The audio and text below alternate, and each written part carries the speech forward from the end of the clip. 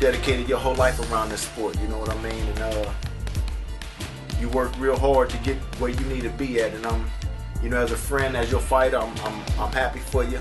You definitely took me under your wing. You know, showed me the ropes, show me what I need to do. You pull the best out of me. That's what you're supposed to do as a coach, but that's why you're the best though, you know what I mean? Today's video, I'm going to give you coaches out there something to look for when your boxers are hitting the bag or sparring or hitting the pads. You make sure when they're jabbing that they're not dropping their rear hand. I see it so much in sparring, even with my guys, I'm always on them, that they bow and arrow the right hand. The right hand's got to be in the pocket. So we're going to talk about where the right hand should be for the traditional jab here today. And we're just the turnover jab. When he throws that jab, that right hand is right there. Okay? What you'll see a lot of times is guys get, and they when they throw the jab, they do this. They drop the hand. The hand comes down. No good. See, we don't want that. Even if you're not leaning, you're just pulling that hand. Twist. That's it. That's it. See, that's no good.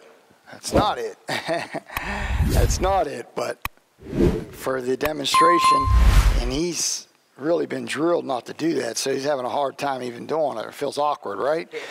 But a lot of times, guys, even at high levels, will do that, especially when they go to the body. They bow down and they'll pull that hand back, okay?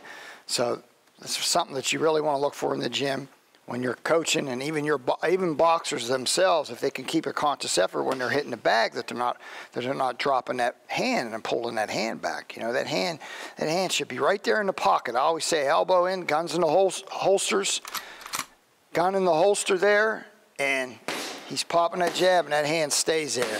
When he goes to the body,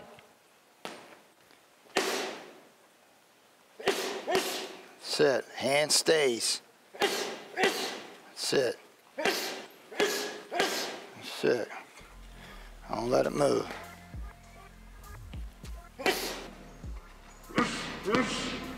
Good.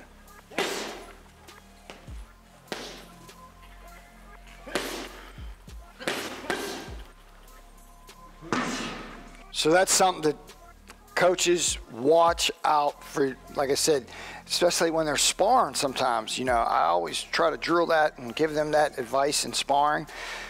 You know, a lot of times when guys are sparring, people aren't looking at the fundamental details of what the guys are doing. They're just looking at, you know, what combination the guy can land, or they're looking at somewhat of strategy, and they're letting the guy's fundamentals be flawed in the sparring session where they're developing that muscle memory, and then that's just going to be, again, very hard to reverse if they keep on doing it in sparring. At high intensity, they're making that mistake, so they have to correct it in high intensity.